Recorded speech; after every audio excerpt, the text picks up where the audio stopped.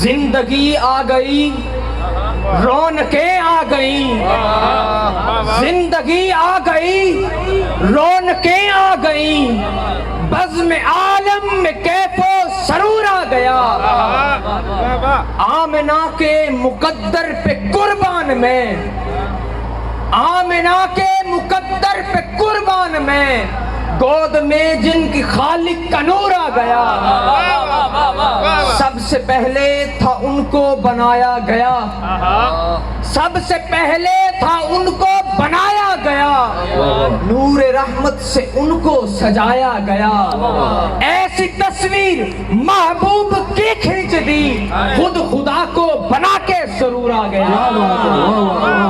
ہاتھ ظالم کے اب ڈگمگانے لگے، ہاتھ ظالم کے اب ڈگمگانے لگے، غم کے مارے ہوئے مسکرانے لگے، فیض محبوب کا بن کے موجے کرم ہر جگہ آ گیا، دور دور آ گیا۔ جناب صدر اور چمنستان نبوت کے کھلتے ہوئے غنچوں اور قابل احترام سامعین محترم، صفحات تاریخ شاہد ہیں کہ حضور کی آمد سے قبل ہر سن بے چینی و بدامنی کے شرارے بلند تھے، فارس میں زر زن اور زمین کے جھگڑے شائع تھے، اخلاق انسانی کا جنازہ نکل چکا تھا، مصر میں یہودیت و نصرانیت دست و گرباں ہو رہی تھی، مسئلہ تثلیث پر رنگ آمیزیاں کی جا رہی تھیں، مذہبی تعلیمات کا مذاکرہ اڑایا جا رہا تھا۔ ہسٹری آف دی ورلڈ صاحب سامراں اخبار لکھتے ہیں کہ حضور کی آمد سے قبل جنگ و جدال، قتل و غارت، ڈاکہ زری، نشہ بازی، زناکاری، سود خوری اور قمار بازی عرب میں شائع تھی، خدائے ذوالجلال کی وحدانیت دلوں سے محو ہو چکی تھی، بحر و بر انسانی خباستوں سے تنگ آ گئے تھے، نور حقانیت باطل کی تاریکیوں سے ماند پڑ گیا تھا، ضرورت تھی کسی ایسی ذات والا صفات کی جو رب و مربوب کے درمیان رابطہ قائم کر دے، خلقت کی کمزور نگاہ کسی ایسے گہرے رنگ والے شیشے کی جستجو میں تھی جو نور لم یزل کی جلالی شعاؤں کو شان جمالی میں اس تک پہنچا دے۔ جناب والا،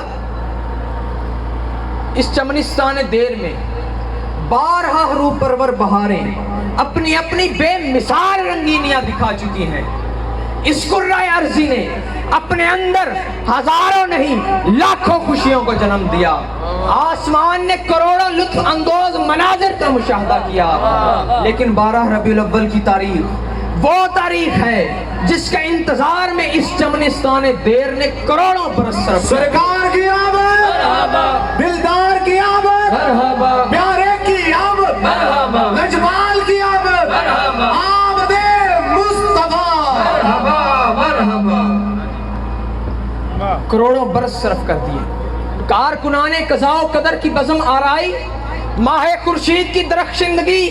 کائنات کی زیب و زینت، عالم قدس کی نفاست، ابو البشر آدم علیہ السلام کی سفود، ابراہیم علیہ السلام کی خلت، جمال یوسفی، معجزہ ترازی موسیٰ، جانوازی مسیح، یہ سب کچھ اسی لیے تھا کہ شہنشاہ کائنات کے کام آ سکیں۔ حضرات گرامی،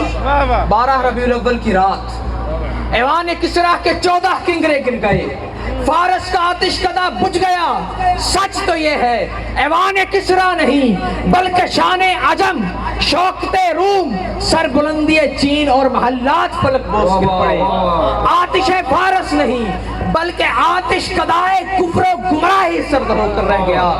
بت کدے خاک میں مل گئے، صنم خانوں میں خاک اڑنے لگی، شرازۂ مجوسیت بکھر گیا، نصرانیت کے اوراق خزاں ایک ایک کر کے جھڑنے لگے، توحید کا غلغلہ مچا، چمنستان سعادت میں بہار آ گئی، آفتاب ہدایت کی شعائیں ہر طرف پھیل گئی،